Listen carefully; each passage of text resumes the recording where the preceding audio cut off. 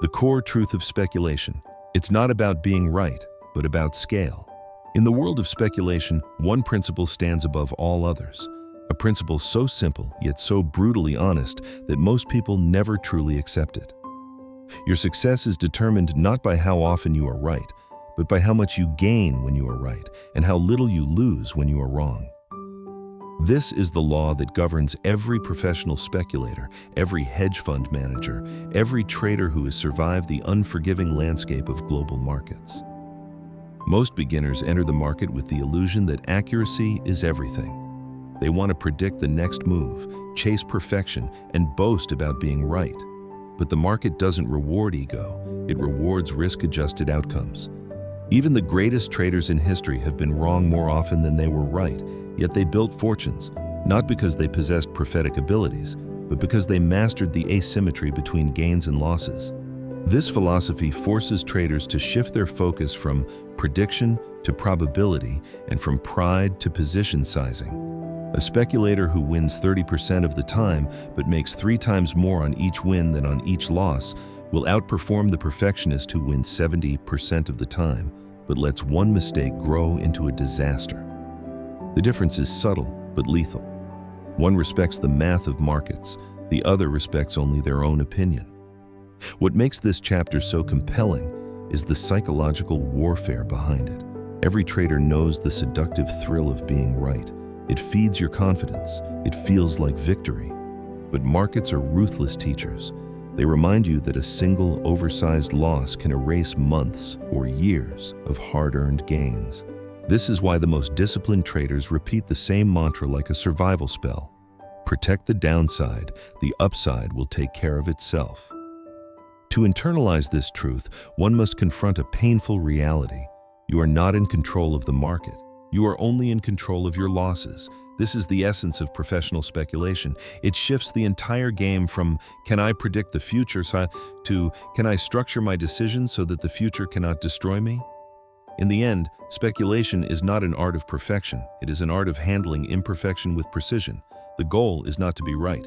It is to make being right count and to make being wrong irrelevant. The power of admitting mistakes. In the realm of speculation, admitting mistakes is not a sign of weakness. It is a declaration of strength, discipline, and psychological mastery. While the majority of people cling desperately to the illusion of being right, the elite traders of the world learn early that the market punishes pride and rewards humility.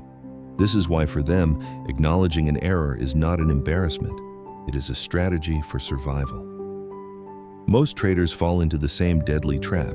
They defend losing positions as if defending their own identity. They refuse to cut losses because doing so feels like confessing failure.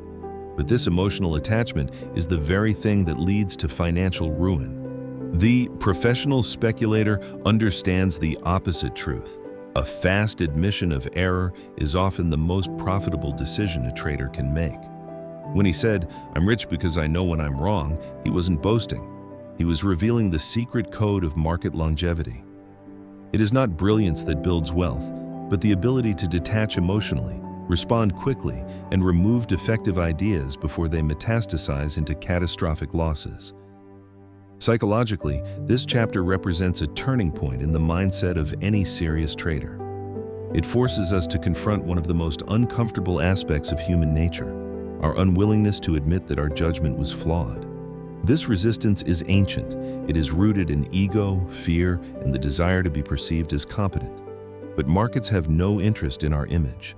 They are indifferent and brutal, and they punish hesitation with precision. The greatest traders treat mistakes the way surgeons treat infections. If discovered early, they remove them decisively. They know that a small, controlled loss is merely the cost of doing business, while a stubborn loss is a silent beast that grows in the shadows. Those who survive and eventually thrive develop what can only be described as a healthy fear of being wrong for too long. There is something dramatic, even heroic, about this practice. It requires emotional courage to press the button that closes a losing trade, to accept without excuses that the market has delivered its verdict, to walk away with dignity rather than denial. This act of honesty strengthens the mind, sharpens discipline, and gradually builds the instinct that separates amateurs from masters. In the end, the power of admitting mistakes is not about surrender. It is about control. It is the trader's way of saying, I cannot control the market, but I will control myself. Survival, the ultimate skill in speculation. When he was once asked to summarize his entire skill set, he didn't list strategy, intelligence, or experience. He didn't mention intuition, analytics, or forecasting models. Instead, he gave a single, unpretentious word: survival. And in that one word lies the foundation of every great trading career ever built. Survival is a brutal skill, forged not in classrooms or textbooks, but in the battlefield of real markets, where prices move like wild animals, where calm mornings turn into storms, and where even a moment of hesitation can cost millions. The market does not reward the boldest or the smartest. It rewards the ones who remain standing when everyone else has been swept away. To survive, a trader must accept a truth that most people spend their entire lives resisting. The market owes you nothing. It does not care about your analysis, your effort, or your conviction. It rewards adaptability and punishes rigidity. This is why the survivors are not the bravest. They are the most flexible. They adjust their strategies as conditions shift, just as sailors adjust their sails in unpredictable winds. Running a hedge fund magnified this philosophy. It wasn't just about making good trades. It was about managing a complex ecosystem of risks, emotions, volatility, and capital flows. Every decision was a test of temperament. Every mistake, a threat to the entire operation. The pressure was immense, like navigating a ship through turbulent waters, while the crew, investors, and the world watched every move. Survival required an almost instinctive sense of danger. The greatest traders develop something akin to a sixth sense, an internal alarm that whispers when something feels off, even if the charts and models still look safe. This intuition is not mystical. It is the product of thousands of hours facing uncertainty, pain, and near disaster. There is drama woven into every part of survival. Imagine waking up to unexpected news that sends markets into chaos. Your positions turn red. Panic ripples through global exchanges, yet the true survivor remains calm, not because he is fearless, but because he has trained his mind to think clearly when others are drowning in emotion. He cuts where he must cut, holds where he must hold, and adapts faster than the danger expands. In the end, survival is not a defensive strategy. It is the source of long-term dominance. Markets will always change, crashes will always come, and uncertainty will always return. But the trader who survives every storm does not just endure. He evolves, strengthens, and ultimately outlasts those who were smarter, louder, or more confident. The goal was never to be perfect. The goal was simply this: stay alive long enough to win. Risk assessment, the art of seeing what others cannot risk, is the invisible force that shapes every decision in the financial world. It is always there, silent, unpredictable, and often misunderstood. Many traders treat risk like a shadow, something vague, distant, or irrelevant until it suddenly engulfs them. But for a master speculator, risk is the first and last thing to evaluate. It is the lens through which every opportunity must pass. He once said that the hardest part of risk management is determining how much risk is still safe. This deceptively simple statement reveals a profound truth. There is no fixed formula, no universal threshold, no perfect number. Risk is fluid, changing with market conditions, volatility, sentiment, and even geopolitical ripples from faraway corners of the world. What seems safe in one moment can become deadly in the next. This uncertainty is what makes risk assessment feel like an art form. Yes, it involves data, models, and probability, but it also demands intuition, the instinct born from surviving countless storms. The best traders develop the ability to feel danger before it becomes visible. They sense when markets are too calm, too confident, too optimistic, moments when hidden instability is building beneath the surface. There's a thrilling intensity in this process. Picture a trader watching the screens late at night, the market quiet, the world asleep. The numbers look stable, the charts look clean, but something is off. A tension in the air, volatility begins to whisper. A single unexpected headline could trigger chaos. In that moment, risk assessment becomes a battle between logic and instinct, between holding and exiting, between courage and caution. What separates great traders from reckless ones is not the desire to take risk. Everyone in the market takes risk. The difference lies in the ability to distinguish good risk from fatal risk. Good risk is calculated, asymmetric, and controlled. Fatal risk is the kind that appears harmless but hides catastrophic potential. The experts do not chase certainty, they chase probability. They know that no trade is safe, no position guaranteed, no market predictable. What they seek is a setup where the downside is manageable and the upside is meaningful. To them, risk is not the enemy, it is the compass. Ultimately, risk assessment is the art of seeing what others cannot or refuse to see. It demands humility, constant vigilance, and the courage to walk away when the odds shift.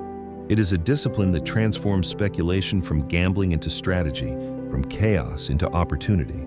Because in the end, the question is never, how much can I make? The real question is, how much can I lose and still survive? The final philosophy.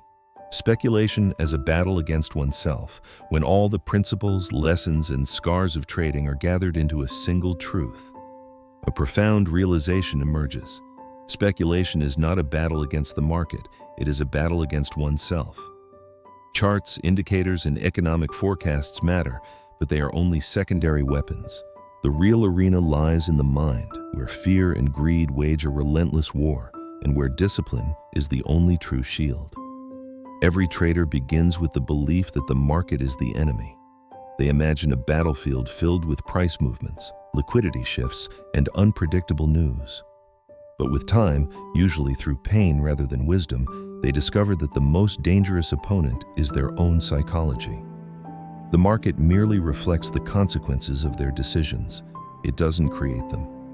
The trader is both the hero and the villain of the story. This is why he emphasized flexibility, not dogma. A trader who is rigid, who clings to a fixed idea, or who refuses to change course becomes trapped inside his own mind. Markets evolve, sentiment shifts, conditions transform in the blink of an eye. And the trader who refuses to evolve with them is like a warrior swinging yesterday's weapon in today's battle. There is a dramatic beauty in this mental struggle. Imagine a trader staring at a position that is slowly turning against him. His analysis told him one thing. The market is telling him another. Two voices fight for control in his head. One screams, "Hold on, the market will turn." The other whispers, "You're wrong, get out." In that moment, the chart is no longer the issue. The real conflict is internal.